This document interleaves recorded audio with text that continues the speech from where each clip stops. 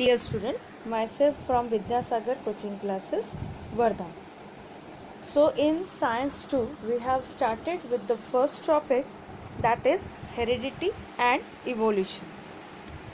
तो हमने इसके बारे में कुछ चीज़ें पढ़ी थी, बट आई थॉट कि आपको थोड़ा सा और क्लैरिफिकेशन की ज़रूरत है. The question which is arise, तो आप क्लियर नहीं हो what is DNA, what is chromosome and what is gene. तो पहले हम ये चीज़ें क्लियर करेंगे जो कि आपने 9th स्टैंडर्ड में पढ़ी है, and then we will continue further. Okay, तो पहला तो हम पहले कुछ पुराना जो पार्ट हमने लिया था in the part which is taken in a previous video lecture series, उसे हम कंटिन्यू करेंगे. So in our previous video lecture series we have studied about heredity. Heredity यानी क्या है? Heredity means the transfer of character और trait. Okay, अब character और trait क्या होता है? ये ट्रेट जो वर्ड है वो मेंडल्स ने दिया हुआ है. तो Mendel's is called a father of genetics. सबसे पहला जेनेटिक्स पे स्टडी किसने किया था? तो जोहान जॉर्ज मेंडल ने सबसे पहला जेनेटिक्स पे स्टडी किया था, और वो उन्होंने 1806 में किया था, जो उन्होंने पूरा एक्सपेरिमेंटल वर्क किया. As he has done the experimental work, और उस समय ये जो नाम हम आज ले रहे हैं that is DNA and gene, तो उसके बारे में कुछ भी पता नहीं था. दैट्स वाई मेंडल्स ने जो कैरेक्टर दिखाई देते हैं, फॉर एग्जांपल कैरेक्टर यानी किसे कहा? जैसे हाइट एक कैरेक्टर है, colour of the hairs, colour of seed, colour of the skin coat, ये जो है ये कैरेक्टर हो गया. और ट्रेट यानी क्या? जैसे हाइट है तो हाइट में अलग अलग हाइट रहेगी, जैसे कि टॉल एंड ड्राफ. कलर है तो डिफरेंट कलर्स हो गए, कहीं पे रेड है, वायलेट है, पिंक है. तो ये जो कलर्स हो गए दैट इज़ अ ट्रेट, और जिसको हम डिस्क्राइब करते हैं दैट इज़ अ कैरेक्टर. तो हाइट कैरेक्टर, तो tallness and dwarfness is a trait. Colour character, तो different colour such as red, yellow, green, violet, this is a trait. Okay, colour of the hair is a character. Then brown hair, blond hair, black hair, white hair, that is a trait. Okay, तो अभी समझ में आया होगा कि character किसे कहते हैं और ट्रेट किसे कहते हैं. सो ये जो कैरेक्टर और ट्रेट है, if that is transferring from one generation to the another generation, character or trait from one generation to the another generation, or it is called from parents to the offspring, then it is called a heredity. Okay, अब अगर ये heredity characters में changes आते हैं, और वो changes किस वजह से आते हैं? See, any offspring get a DNA from its maternal side means mother and paternal side means father. Okay, तो हर एक ऑफस्प्रिंग को जो DNA मिलता है वो या तो मदर से मिलता है या तो फादर से मिलता है. तो उस ऑफस्प्रिंग में जो कैरेक्टर आएंगे या तो वो या ट्रेट आएंगे that is from the father side और मदर साइड. लेकिन अगर वो ट्रेट उसे ना फादर के और ना मदर के जैसे दिखाई दे रहा है और वो अलग दिखाई दे रहा है, then that is called a variation. The difference between the character और trait among the individual of the species is called a variation. For example, if father eyes are black and mother eyes are brown, but the offspring is getting a blue eyes which is differ from the father and mother, then this type of the changes are called a variation. एक चीज़ यहाँ पे common है, the every individual, हर कोई व्यक्ति ना अपने parents से एकदम से अलग है और ना ही उनसे एग्जैक्टली सिमिलर है. This is a great concept. ना हम लोग हमारे पेरेंट्स से एग्जैक्टली डिफरेंट है, ना हम एग्जैक्टली सिमिलर हैं. ये इसलिए क्योंकि जब हमारे अंदर में डीएनए आया हुआ है तो that DNA is from the paternal side and maternal side. तो कुछ कैरेक्टर पैटर्नल साइड से है और कुछ कैरेक्टर मैटरनल साइड से है, जिसके वजह से हमारे अंदर में मिक्स ऑफ द कैरेक्टर है। और ये मिक्स ऑफ द कैरेक्टर में अगर ये दोनों भी मैटरनल पैटर्नल कैरेक्टर फॉलो नहीं होते हैं और वो अगर उससे भिन्न आता है, then that is called a variation. Okay, see here one example. Here we are seeing the image of beetles. In that case, beetles are of brown color. Some of the beetles are small and some of the beetles are more in the length. अब इसका मतलब ये है कि जो small है हो सकता है कि वो किसी मैटरनल कैरेक्टर के कारण हो, बिगर जो है वो पैटर्नल कैरेक्टर के कारण हो, बट ये जो बीटल है इसका कलर जो है वो ग्रीन है, जबकि बाकी सब बीटल्स का कलर कैसा है, brown. That means that this green beetle is having a certain variation. अब ये वेरिएशन किस वजह से आया, तो ये वेरिएशन डीएनए में चेंजेस की वजह से आया. अब इसी कारण से हमें डीएनए क्या होता है ये पढ़ना पड़ेगा. ओके, अगर ये वेरिएशन एक्यूमुलेट होते जाए, ठीक है, अगर ये वेरिएशन बढ़ते जाए तो वो वेरिएशन एक न्यू स्पीसीज को डेवलप करते हैं. When offspring reproduce, the offspring shows minor variation due to inaccuracy in DNA copy. This variation are less in asexual reproduction and more in sexual reproduction. यहाँ पे आपको बेस्ट एग्जाम्पल मिलेगा. For example एक rose plant है, वो रोज़ plant जो है वो रेड कलर के फ्लावर्स का है और हमने उसके एक स्टेम को कट आउट किया and we have inserted that stem into the soil और वहाँ से एक नया प्लांट डेवलप हुआ. Now what will happen, this plant which is developed, it will be the exact copy of the same rose plant.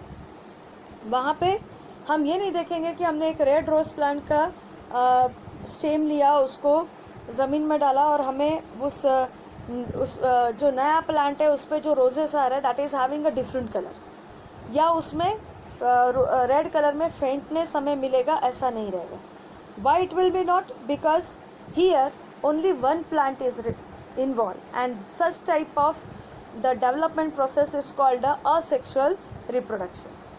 यहाँ पे जो newer plant है जिसको हम कहेंगे daughter plant, that plant is getting a DNA from a parent plant जो कि single है. बट वही चीज़ अगर सेक्सुअल रिप्रोडक्शन में हो रहा है तो वहाँ पे जो डीएनए आएगा ऑफस्प्रिंग में, that will be from both the parents. So some of the character will be dominant from one parent, then some of the character will be dominant from the other parent. तो इस वजह से DNA में कभी कभी हो सकता है कि उसके बेस पेयर में चेंज आ जाए and that will leads to the variation. Now what is the importance of variation, क्या होगा अगर वेरिएशन नहीं होगा. सी हियर, एनवायरनमेंट जो है वो कंटिन्यूसली चेंज होते जा रहा है. Environment is not steady. अगर आज से हम 10 साल पहले की बात करें, so we are not going to accept this thing कि कुछ आने वाले 10 सालों में जो हमारा अर्थ का समर का टेम्परेचर है that is going to be near about 48 and 50 degree centigrade. ठीक है, अगर हम वर्धा जैसी सिटी ले लें तो इस ईयर का highest temperature it is of 48 degree centigrade. If I think before 10 years this is not possible, but this has happen. ठीक है, ये हुआ. क्यों हुआ? Because of changing atmospheric condition. और ये चेंजिंग एटमॉस्फेरिक कंडीशन में वही सर्वाइव कर पाएगा जो अपने आप में चेंजेस लाएगा. ओके, अब अगर ये 10 years में अगर हम यहाँ पे रहने वाले लोगों का अगर स्किन कलर देखेंगे तो that skin colour has become certainly darker, 1-2 shade darker than the before one. तो ये क्यों हुआ? बिकॉज टेम्परेचर राइजेस तो मेलानिन सिक्रीशन बढ़ जाएगा और जो स्किन कलर है वो डार्कन की तरफ चले जाएगा. This is just one of the parameter. तो ये जो चीज़ें हैं ये क्यों हुई? Because of variation. So variation is necessary to survive. That's why some variations are useful as they help the organism to adjust the change in the environment. Some variation do not help the organism to adjust the change in environment and they may get die or become extinct. यही variation अगर बहुत हो जाए, ज़्यादा हो जाए, तो हो सकता है कि उस समय वो ऑर्गेनिज्म सर्वाइव नहीं कर पाए, लेकिन minor variations are essential. Okay, hope you have understand regarding the heredity and variation. See about the certain basic concept कि क्रोमोसोम क्या है, डीएनए क्या है और जीन क्या है. ठीक है, ये मेरे पास में एक डायग्राम है. See this diagram. अब ये आपको क्या दिखाई दे रहा है? ये है हमारा body cell. This is a animal cell which you have studied in your 9th standard. 9th standard में जो आपने स्टडी किया था, ये है एनिमल सेल. ये है यूकैरियोटिक एनिमल सेल. अगर मोर स्पेसिफिकली कहेंगे तो ये है यूकैरियोटिक, क्योंकि इसमें न्यूक्लियस हमें दिखाई दे रहा है. प्रोकैरियोट में न्यूक्लियस नहीं होता है, और प्रोकैरियोट और यूकैरियोट में कुछ कैरेक्टरिस्टिक डिफरेंट होते हैं. So we will say that this is a typically eukaryotic cell. Eukaryotic cell में हम यहाँ पे देख रहे हैं this circular structure which is called a nucleus. ये क्या है? ये है न्यूक्लियस. और न्यूक्लियस के अंदर में हम ये जो स्ट्रक्चर देख रहे हैं that is called a chromosome.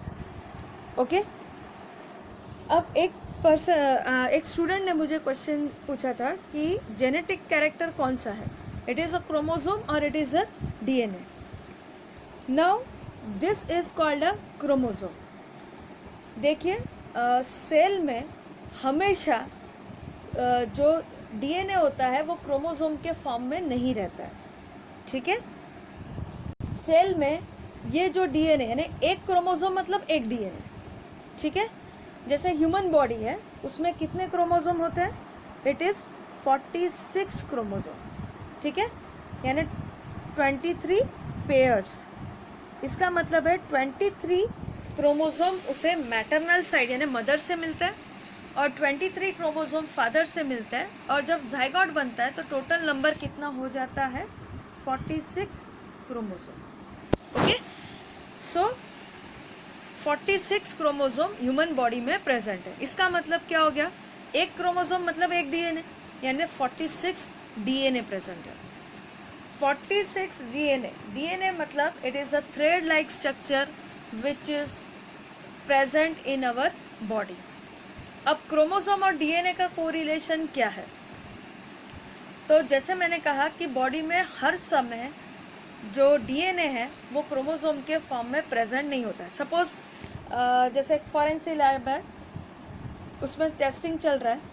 क्या किया? स्किन का एक थोड़ा सेक्शन लिया और उसे हम अगर अभी माइक्रोस्कोप के अंदर में देखेंगे तो हमें क्या दिखाई देगा? अगर सेल के न्यूक्लियस को हम देख पाए थोड़ा सा एनलार्ज करके, तो हमें दिखाई देगा कि वहाँ पे डीएनए है. एक डीएनए लीनियर फॉर्म में है, ना कि क्रोमोसोमल फॉर्म में. लेकिन कहीं कट लग गया और वहाँ के स्किन सेल को अगर हमने देखा तो वहाँ पे हमें जो स्किन सेल है उसमें क्रोमोसोम दिखाई देगा. अब ये डिफरेंस क्यों दिखाई देगा? क्योंकि जो स्किन का सेक्शन हमने पहले लिया था वो डिवाइडिंग नहीं था, तो वहाँ पे हमें डीएनए लीनियर फॉर्म में मिला. लेकिन जब हमें कट लग गया है और वहाँ के सेल मल्टीप्लाई हो रहे हैं, और जब कोई सेल मल्टीप्लाई होता है तब उसमें हमें डीएनए जो है वो क्रोमोसोम के फॉर्म में दिखाई देता है. ओके, सो सेल के अंदर में क्या होता है? क्रोमोसोम हमें सेल डिवीजन के टाइम पे दिखाई देता है. ठीक है, chromosome is made up of DNA. ये देखो, ये जो फोल्डिंग्स है ये किसके फोल्डिंग्स है? डीएनए के, और डीएनए प्लस प्रोटीन के. यहाँ पे हमें क्लियरली दिखाई देगा this is a DNA plus protein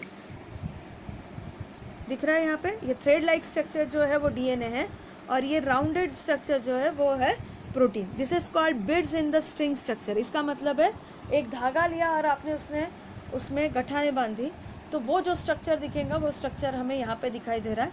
so this is thread like structure is a DNA, और ये जो स्ट्रक्चर है ये 8 प्रोटीन मॉलिक्यूल जुड़े हुए. So this is not a part of today's discussion.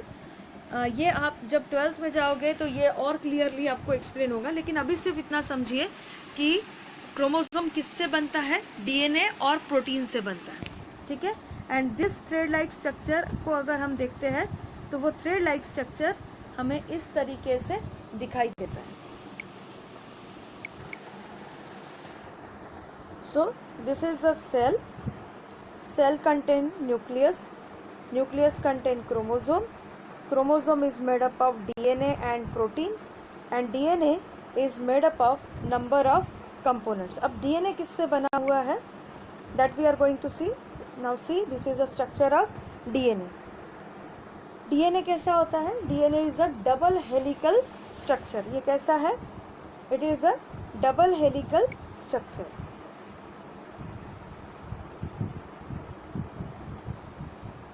ये कैसा है? Double helical structure. Double helical means this is one, folding ऐसे इसको हेलिक्स का, एंड दिस इज सेकेंड। ये कहा जाता है कि ये डीएनए के 2 स्ट्रैंड्स हैं, ठीक है। ये स्ट्रैंड किससे बने हुए हैं? ये स्ट्रैंड बने हुए हैं शुगर और फॉस्फेट से, ओके। और इसके बीच में हम देखेंगे कि ये क्या है? Base pair. इसे क्या कहते हैं? Nucleic acid base pair. DNA में कौन से बेस पेयर होते हैं? तो डीएनए में 4 बेस पेयर होते हैं, that is guanine, cytosine, adenine and thymine, okay. DNA और आरएनए में फ़र्क है।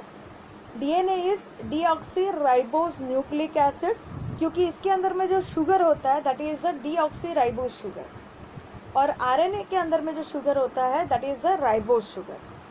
डीएनए हमेशा डबल हेलिकल्स रहेगा, जबकि आरएनए जो है वो कभी सिंगल हेलिक्स तो कभी जहाँ जहाँ वो फोल्ड होगा वहाँ पे डबल हेलिक्स बना लेगा। डीएनए में 4 बेस पेयर रहेंगे, adenine, guanine, cytosine and thymine, जबकि आरएनए में थाइमिन के जगह यूरासिल रहेगा, ओके। तो डीएनए के बारे में देखते हैं। डीएनए क्या है? डीएनए डबल हेलिकल स्ट्रक्चर है, 2 स्ट्रैंड है। दोनों भी स्ट्रैंड कैसे है? Anti parallel. जैसे अगर एक स्ट्रैंड 3' से 5' एंड पे जाता है तो दूसरा स्ट्रैंड 5' से 3' एंड पे आता है। ये स्ट्रैंड को हम कैसे कहेंगे? Anti parallel strand, okay. और इसके अंदर में ये जो स्ट्रैंड बनता है वो किससे बनता है? शुगर और फॉस्फेट। शुगर मतलब डीऑक्सीराइबोज शुगर, और फॉस्फेट मॉलिक्यूल, ठीक है। इसके बाद में इसमें बेस पेयर होते हैं, तो 4 बेस पेयर होते हैं, that is adenine, guanine, cytosine and thymine.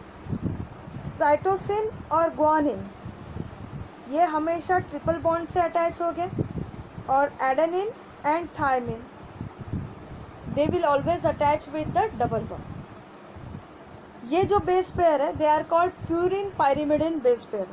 Adenine guanine is a pyrimidine base pair, and cytosine and thymine is a adenine and guanine is a purine base pair, and cytosine and thymine is a pyrimidine base pair, okay. So this is the structure of DNA. See here, यहाँ पे हम देख रहे हैं adenine और thymine double bond से attach है, जबकि साइटोसिन और ग्वानिन ट्रिपल बॉन्ड से अटैच है। और ये क्या है? ये डीऑक्सीराइबोज शुगर है, और ये क्या है? Phosphate moiety. तो ये जो स्ट्रैंड है वो डीऑक्सीराइबोज शुगर और फॉस्फेट से अटैच है, ठीक है। जब ये न्यूक्लिक एसिड बेस पेयर और शुगर मॉइटी दोनों ही रहते हैं तब हम उसे कहते हैं न्यूक्लियोसाइड। क्या कहते हैं? न्यूक्लियोसाइड। और जब ये तीनों भी रहते हैं that is nucleic acid base pair plus nucleic acid base pair plus sugar plus phosphate, तब हम उसको कहते हैं nucleotide, okay. Make the concept clear. अगर एडेनिन, ग्वानिन, साइटोसिन या थाइमिन, जिसको हम क्या कहेंगे? न्यूक्लिक एसिड बेस पेयर, तो अगर nucleic acid base pair plus sugar moiety है तो उसे हम क्या कहेंगे? न्यूक्लियोसाइड। और nucleic acid base pair plus sugar moiety plus phosphate moiety है तो अब हम उसे कहेंगे nucleotide, okay. So this is about the DNA. So student, I have one video which will remove your confusion regarding the chromosome, DNA and gene. See, this is a DNA, ठीक है। ये DNA कहाँ present होता है? तो ये DNA present होता है 3 जगह, न्यूक्लियस, माइटोकॉन्ड्रिया और क्लोरोप्लास्ट। ठीक है, प्रोकैरियोट में ये साइटोप्लाज्म में रहता है, जबकि यूकैरियोट में ये 3 जगह रहता है, जबकि मेजर जगह उसकी कौन सी है? Nucleus.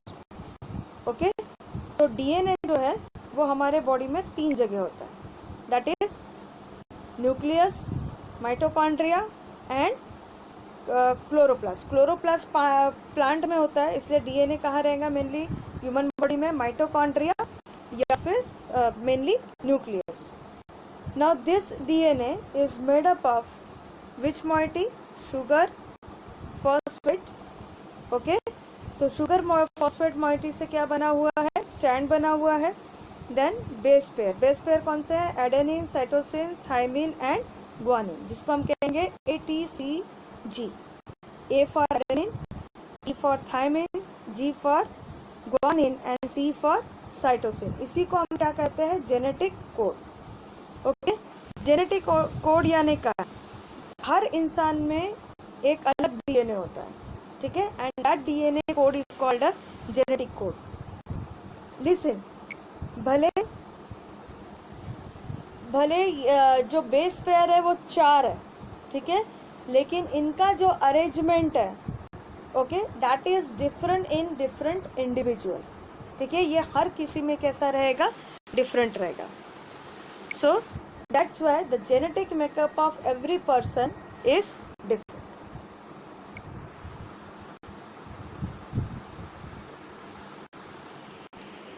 Now what is gene? अब डीएनए जो है वो इतना लंबा है, जैसे एक डीएनए में यहाँ पे बताया कि नियरली एक डीएनए में कितने जीन प्रेजेंट रह सकते हैं? तो 20,000 जीन्स आर देयर। जीन्स यानी क्या? Genes are the small segment of DNA जो किसके लिए रिस्पॉन्सिबल है?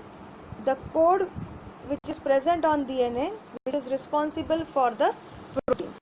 ठीक है, डीएनए ऐसा समझो कि एक लॉन्ग सेगमेंट है, लेकिन वो लॉन्ग सेगमेंट के ऊपर में कुछ हिस्से ऐसे हैं जिस पे कोड है, और वो कोड के ऊपर में प्रोटीन कैसे सिंथेसाइज करना है उसके कोड हमें मिलेंगे। यहाँ पे एक एग्जांपल दिया है कि अगर हमने हमारे सेल का डीएनए स्ट्रेंथन किया, पूरे क्रोमोसोम के डीएनए को अटैच किया, तो वो इतना लंबा हो सकता है, हमारे बॉडी के पूरे डीएनए को अगर हमने अटैच किया तो वो इतना लंबा हो सकता है कि वो अर्थ और सन के बीच में जितना डिस्टेंस है उसको कवर कर सकता है। और इतना ह्यूज डीएनए एक छोटे से सेल के न्यूक्लियस के अंदर में रहता है, तो वो कैसे रह पाएगा? तो उसको रहने के लिए ये स्ट्रक्चर है कि that DNA is available in the much more folded structure, जिसको हम क्या कहते हैं? क्रोमोसोम। ओके, डीएनए अगर सिर्फ लंबा के लंबा रहेगा तो वो हमारे न्यूक्लियस में आने वाला नहीं है। That's why that DNA is folded into number of folds and that folds is called a chromosome. तो ऐसे समझो, जैसे हम एक थ्रेड को बंडल पे रोल करते हैं, वैसे ही यहाँ पे डीएनए को प्रोटीन मॉलिक्यूल पे रोल किया है, और रोल करने के बाद में क्रोमोसोम का स्ट्रक्चर बना है। Okay, and that packed structure of chromosome is placed into the cell. ठीक है, ये प्रोकैरियोटिक सेल है और ये यूकैरियोटिक सेल है।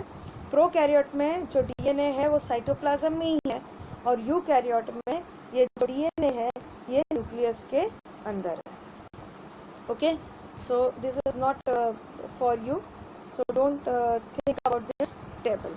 यहाँ पे सिर्फ इतना समझिए कि डीएनए इतना लार्ज मॉलिक्यूल होता है कि उसे किसके अंदर में फोल्डेड करके पैक किया है? एक स्मॉल न्यूक्लियस के अंदर में फोल्ड करके पैक किया हुआ है। Okay, so chromosome is made up of DNA and protein, then DNA is made up of small segments of gene। जैसे हेयर कलर के लिए जीन रहेंगे, आइज कलर के लिए जीन रहेंगे। So student, I think you have got the difference between what is chromosome, what is DNA, what is gene. ठीक है, so don't get confuse with that. Next, heredity क्या होता है, variation क्या होता है। ओके, तो ये कंसेप्ट क्लियर हो गया। बस हम आगे जो पढ़ने वाले हैं that is the process of formation of protein. तो process of formation of protein के लिए आपको ये कंसेप्ट बिल्कुल माइंड में क्लियर रखना होगा कि क्रोमोसोम किससे बने हैं, डीएनए से, डीएनए और प्रोटीन से, और डीएनए जो है वो किससे बना हुआ है, स्मॉल सेगमेंट्स ऑफ जीन। अगर हमारे डीएनए सेगमेंट्स को जोड़ दिया जाए तो वो इतना लॉन्ग हो सकता है कि वो अर्थ से सन तक की दूरी भी तय कर सकता है। ओके, तो इतने लॉन्ग डीएनए के ऊपर में एक छोटे छोटे एरियाज़ है जिसको हम क्या कहते हैं, जीन। फॉर एग्जांपल अगर ये पूरा लॉन्ग डीएनए है तो इसके ऊपर हम कंसिडर कर सकते हैं कि छोटा एरिया क्या कहलाएगा, जीन। ओके, और ये जीन क्या करते हैं, ये जीन पे वेरियस प्रोटीन के कोड्स हैं। फॉर एग्जांपल हमारे बालों का अगर हम डीएनए ले लेते हैं तो हेयर डीएनए में कुछ ऐसे सेगमेंट्स होंगे जो कि जीन कहलाएंगे and that will be responsible for the colour of the hair. कोई कलर ऑफ द हेयर के लिए रिस्पॉन्सिबल रहेगा तो कोई जीन टेक्सचर ऑफ हेयर के लिए रिस्पॉन्सिबल रहेगा। ठीक है, टेक्सचर में कोई किसी के हेयर्स कर्ली रहेंगे तो किसी के स्ट्रेट रहेंगे, किसी के वेवी रहेंगे। कोई जीन थिकनेस के लिए रिस्पॉन्सिबल रहेगा, कितने हेयर फॉलिकल्स वहाँ पे डेवलप होंगे उसके लिए रिस्पॉन्सिबल रहेगा। कोई जीन वहाँ पे ऐसा रहेगा कि किसी के हेयर्स ड्राई रहेंगे तो किसी के हेयर्स ऑयली रहेंगे। ओके, तो such type of number of genes will be there. किसी के हेयर्स लॉन्ग हो जाएंगे because there will be a much more growth, किसी के हेयर्स लॉन्ग नहीं रहेंगे बिकॉज वहाँ पे ग्रोथ ज़्यादा नहीं रहेगा। यू कैन इमेजिन कि अगर एक डीएनए हेयर का हम ले लें तो वहाँ पे हमें नंबर ऑफ जीन्स मिलेंगे, हर जीन अपना डिफरेंट वर्क करेगा। Okay, so you have clear about chromosome, DNA and gene. Then what is heredity? The transfer of this character from one generation to another is called a heredity. What is variation? The differ of character from the parents, then that is called a variation. Okay, तो हम next video lecture series में study करने जा रहे हैं that is the process of protein synthesis. तो process of protein synthesis में हमें डीएनए का कंसेप्ट क्लियर लगेगा। Okay, hope student you have understand this. अगर नहीं समझ में आ रहा है यू कैन चैट, ठीक है, यू कैन क्वेश्चन, और इसको एक बार समझ में नहीं आ रहा है तो वीडियो फिर से देखिए ताकि आपके कंसेप्ट जो है वो क्लियर हो। So till then, be remain safe at the home, take care of yourself and study hard.